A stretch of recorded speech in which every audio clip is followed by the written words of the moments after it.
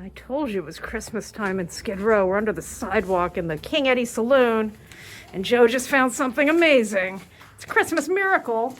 I think these are bar decorations from the old King Eddy. How old do you think that is? I mean, this looks like 70s. 70s, maybe? Looks like we had it in the house in the 80s. I love it. Hi, Santa Claus. Wow, that's trippy. That makes me so happy. I'm also really depressed. I wish I could go upstairs and have a drink. Well, maybe I can. Richard? Hi. Hi. Are you taking us upstairs to the old King Eddy? Let's go. All right. Watch your step.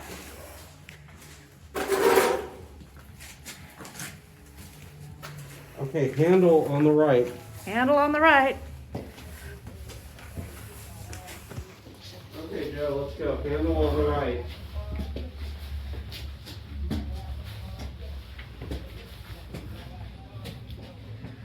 Is there anything sadder at Christmas time than a closed up bar? I can't think of much of anything.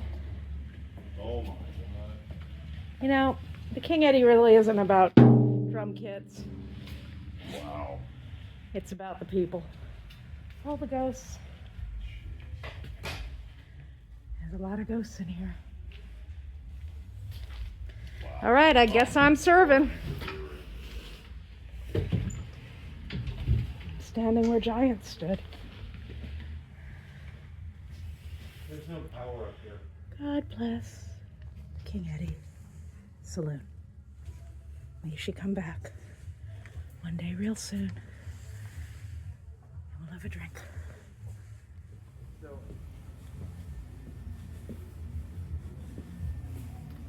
Hello, it's Christmas Eve, 2024, and I'm here in the King Eddy Bar. My name is Joseph Tucker. My father was Bernie Tucker. He was a native of Canada, but practiced surgery at the Good Samaritan Hospital, affectionately known as Good Sam, for about 30 years. And his practice used to do a number of pro bono surgeries throughout any given year. And at one point in the early 90s, one of his patients was a resident of the Baltimore Hotel. And so one Sunday morning after rounds, my father brought me down here. It must have been about 1994. And we went over to the Baltimore Hotel and asked for the resident at the front desk. And they said, oh, he's over at the bar. So my dad and I walked over here, and you know, I was a kid from the suburbs, so was looking at everything with a bit of both wonder and a little bit of fear. And we walked in the front entrance right there, and sort of once your eyes adjusted, it was a bunch of men, and I think a couple of women. This was sort of mid-morning, having beer and hard-boiled eggs. As my dad said, beer was the drink of choice as opposed to whiskey. And we searched the bar for his patient, David, and we found him in the corner. And we proceeded to have sort of a house call of sorts in the King Eddy Bar. My dad would ask him how he was doing, would sort of give him a bit of a talking to about smoking, as you'll hear. And I just remember really observing a sense of community and just welcome in this place. You know, a kid walks in off the street with his dad, and sort of nobody batted an eyelash, but everybody seemed to welcome us. So I'm going to read a poem my dad wrote. He was a bit of an amateur poet. High Baker of the Pasadena Poets was a bit of his mentor. And this is one of his favorite poems that he wrote about that day that we came down here to visit his patient. It's called the King Eddy Bar. The door yawns, lets in the morning, a handful of regulars, for breakfast of coffee, beer, boiled eggs. The fusty 40 by 50 foot saloon reeks of stale tobacco and cheap booze. Walls of layered grime yearn for a coat of paint. A Jack Palance of a guy lords over the rectangular bar. Whiskey runs a poor second to draft. Christmas lights chase each other around the top shelf. Feign merriment. By noon, 24 stools and chairs hold the local fraternity, descended from their cheap nests. TV is on. Jukebox plays Nights in White Satin. A thin, bent body yells, "Who put that crap on?" Late afternoon, the dark hole roils, the past wrapped around beer glasses, the present seen clearly in refills, and the only son a hard-boiled egg. I crack the door. The polite bartender points to the far corner. My patient dangles his only leg from a stool. Sugar diabetes and nicotine claim the other. Quick to butt his cigarette. Only have 2 a day, doc. His wheelchair waits by life-size sepia Babe Ruth poster.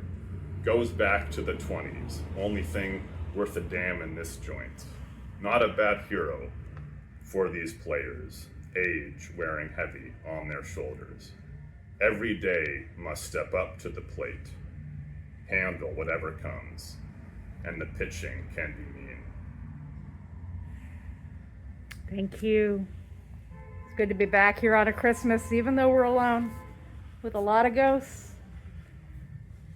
Joe, do you think you might leave your dad's poem in here for whoever comes through, living or dead?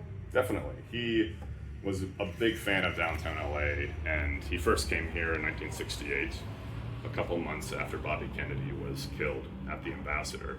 And he was from a small mining town in the middle of nowhere, northern Ontario, 2,000 people. And he quickly took a liking and affinity for all parts of downtown LA. And I really owe him a lot for bringing me down to these areas as a kid, taking me to parts of the city that many people didn't have a chance to see, and really meeting a lot of people that I learned quite a bit from. I learned about community, perseverance, resilience. That's a word that gets thrown a lot around these days, but I really saw it, and it's a testament, I think, to my dad's sense of community and wanting to share this place. And I'm really grateful for that, and for also you all and the work that you do, both helping to preserve these areas, but to make sure their stories are known for all generations. So thank you all very much. Well, thank you. I really was so grateful when you shared this poem with us and let us publish it during the pandemic. And my hope this Christmas and every Christmas is that someone within the sound of our voices looks at this beautiful bar and thinks, you know, I could run a place like that. Boy, we need it back. And it's available. So I guess reach out to Esoteric and we'll put you in touch with the owners, and maybe this poem will come back to life again. I really believe in it. And thanks for sharing it with us today. Thank you. Happy Christmas.